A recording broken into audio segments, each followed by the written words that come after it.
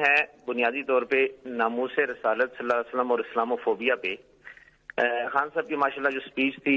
You N او میں سر وہ بہت امپریسو سپیچ تھی، لیکن اس کے بعد پھر انٹرنیشنلی 2-3 ایونٹس ہوئے۔ اب چاہیے تو یہ تھا کہ انٹرنیشنلی کچھ ایسی ویل انٹیگریٹڈ مربوط حکمت عملی ہوتی اور اسلامی ممالک کو ساتھ ملا کر سب ایسا کام کیا جائے کہ جس سے یہ ایشو پرماننٹلی ریزالو ہو جائے، ختم ہو جائے۔ تو اس سلسلے میں سوال یہ ہے کہ سر اس سلسلے میں آپ کی کیا حکمت عملی ہے کہ آئندہ آنے والے دنوں میں کیا کوئی ایسا مضبوط پلان بن سکتا ہے کہ جس سے عالمی سطح پر اس ایشو کو اس طرح سے دوبارہ سے نہ اٹھایا جائے اور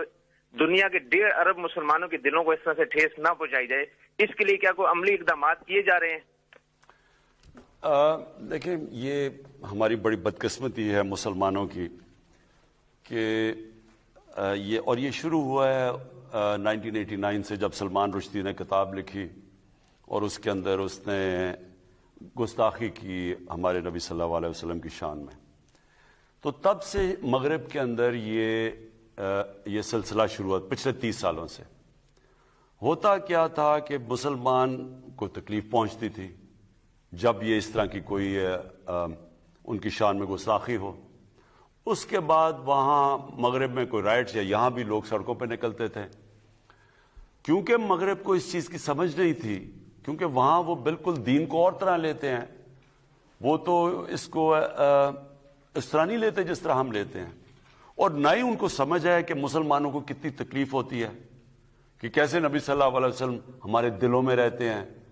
ہمیں اپنی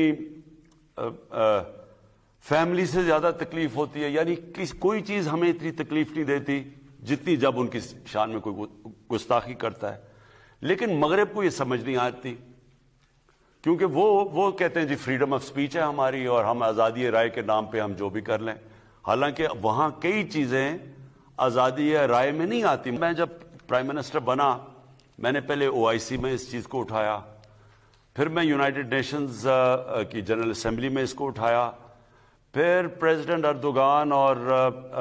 مہاتر محمد، ہم نے تینوں نے مل کے اس کے اوپر بات چیت کی کہ مغرب کو سمجھایا۔ لیکن وہاں کئی تو فتنہ جان کے کرتے ہیں، زیادہ تر لوگوں کو سمجھ نہیں ہے۔ تو جب فرانس میں ہوا، پھر صرف 2 پرائم منسٹرز نے اس کے اوپر بات کی، جو ایک پریزیڈنٹ اردوغان تھے اور دوسرے میں تھا۔ ہم نے جب اس کے اوپر جب فرانس میں یہ کارٹون نکلے، اب دیکھیں مسئلہ کیا ہے، جب تک مسلمان ملک کے ہیڈ سب مل کے اس کے اوپر ایک آواز میں بات نہیں کریں گے، یہ مسئلہ حل نہیں ہونے لگا۔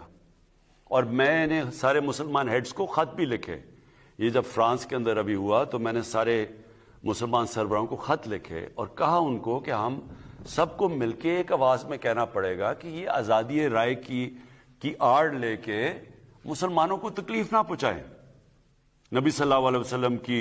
شان میں گستاخی کر کے۔ اب یہ ایک جدوجہد ہے، یہ ہمیں کرنا، مسلسل اس کے اوپر کام کرنا پڑے گا، اور مجھے پورا یقین ہے کہ ہم کامیاب ہو جائیں گے۔